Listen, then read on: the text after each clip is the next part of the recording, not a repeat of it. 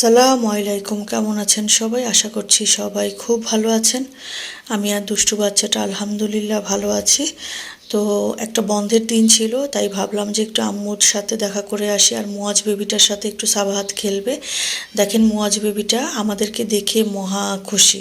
ইদানিং সে একদমই খেতে চায় না, খাওয়া দাওয়ার প্রতি তার কোনো আকর্ষণ নেই। আগে তো কেউ কিছু সাধলে সে মুখে নিত, তারপরে খেত বা ফেলে দিত, সেটা আলাদা কথা।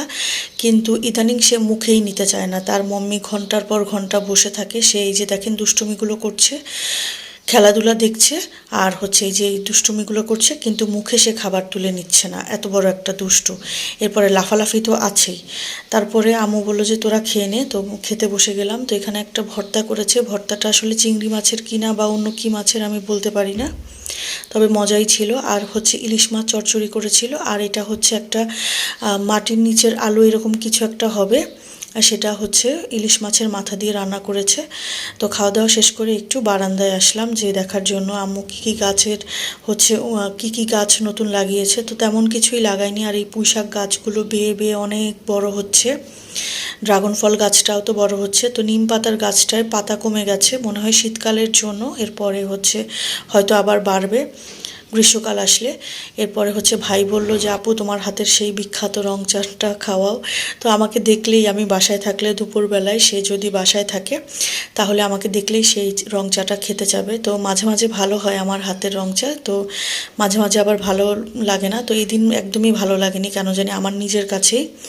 তারপরে মুয়াজ বেবিটা ঘুমিয়েছিল, এরপরে এই যে উঠেছে ফ্রেশ হয়ে, একদম ফ্রেশ হয়ে সে উঠেছে। এই যে দেখেন আম্মুর পাশে গিয়ে হচ্ছে সে ফুকি মানে একটু ফুচকি দিয়ে দেখার চেষ্টা করছে আম্মু কার সাথে হচ্ছে কথা বলছে কিনা, বা হচ্ছে আম্মু কী ভিডিও দেখছে ইউটিউবে। তাই যে দেখেন তার দুষ্টুমি হচ্ছে। তারপরে হচ্ছে এই যে ক্রিকেট ব্যাটটা নিয়ে ইদানিং সে হচ্ছে খেলার ট্রাই করে। মানে আমি বুঝি না, এতটুকু একটা ছোট্ট বেবি, সে ফুটবলও কি সুন্দর মাশাল্লাহ ভালো খেলে, আর হচ্ছে সে ক্রিকেটের ব্যাটটা যেইভাবে ধরে প্রফেশনালদের মতো, সেটা দেখতে আমার তো খুবই ভালো লাগে।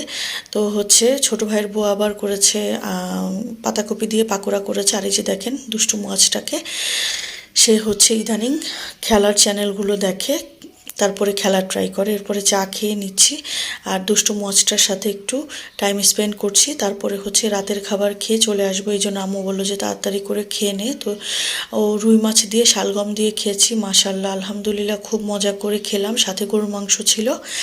আর বেশ কয়েকদিন থেকে আম্মু বলছিল সাবাহাতের জন্য হচ্ছে কিছু ছোটদের ইসলামিক বই, মানে হচ্ছে নবীদের বই অর্ডার করবে অনলাইনে। মানে কত ডিজিটাল হয়ে গেছে আজকালকার মা বাবা, তারাও হচ্ছে অনলাইনে বই অর্ডার করে।